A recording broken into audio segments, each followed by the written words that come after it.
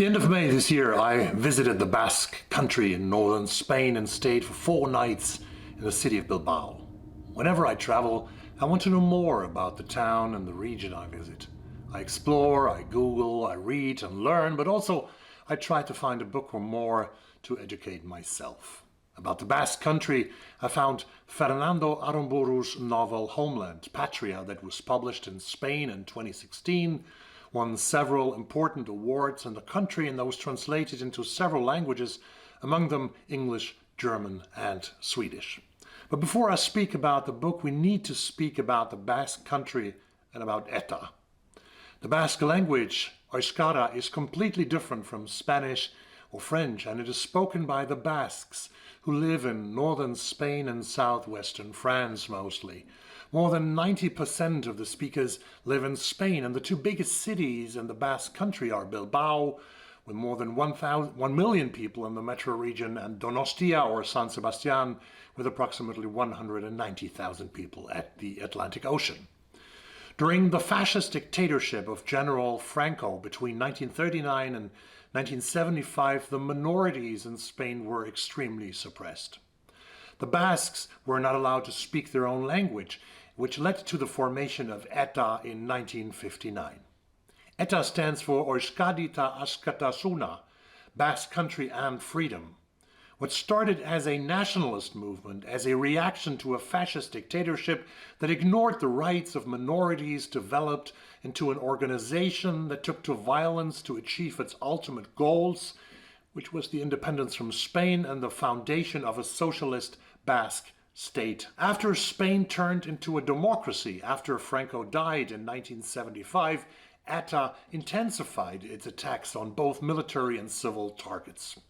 On June 19, 1987, ETA committed a bomb attack on the Hypercore Mall in Barcelona that killed 21 people and injured 45. In 1997, Spanish local politician Miguel Ángel Blanco was kidnapped, and ETA demanded the transfer of all ETA prisoners to the Basque country within 48 hours. Hundreds of thousands of people demonstrated for the release of Blanco, but shortly after the ultimatum ran out, ETA killed Blanco and left his body in the outskirts of Donostia. In 2011, ETA announced the end of the military fight, and in 2018 the organization declared that it resolved. There are still more than 200 former ETA members in Spanish prisons. Mostly they are incarcerated a long way from home to make it more difficult for families and relatives to meet them and to visit them. Now to Homeland by Fernando Aramburu. It has 2 Basque families at its center, and 2 women, Bitori and Miren, have been friends since their childhood days. They even talked about going to a convent together. However, both girls became women and get married, and they had children. In the early years of the new founded families, they were even very close together. Even the husbands, Chato, who runs a small company, and Ocean, became friends. Miran's son, Jose Mari, dreams about playing for the Spanish national handball team. He's a strong boy, but instead of going on that path, on that trail with handball, he becomes a member of ETA. Chato, Bitori's husband, ends up as a target on ETA's list. First, the paramilitary organization asks him to donate money for the good cause, a lot of money, and finally he refuses to pay, which makes not only him, but the whole family outsiders and targets.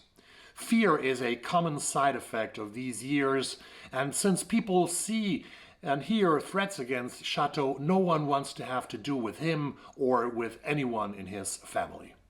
Ultimately, and at the beginning actually of the novel, we learn that Chateau has been murdered by ETA 20 years ago already. His widow, Bitori, she learns in 2011 that ETA has finally decided to end its violent fight. So she moves back to the little village where her family lived all those years ago when that terrible murder happened. And after 20 years, she's not welcome. Many people do not want to see her since she reminds them of the horrific past in which all of them had their part, more or less, as victims, perpetrators, or silence peoples. But Patria wants to finally know who killed her husband, and if it could have been José Mari, who has been sentenced to a 160-year prison sentence. Fernando Aramburu tells the story of these two families in 125 short chapters that make up 609 pages in the English translation.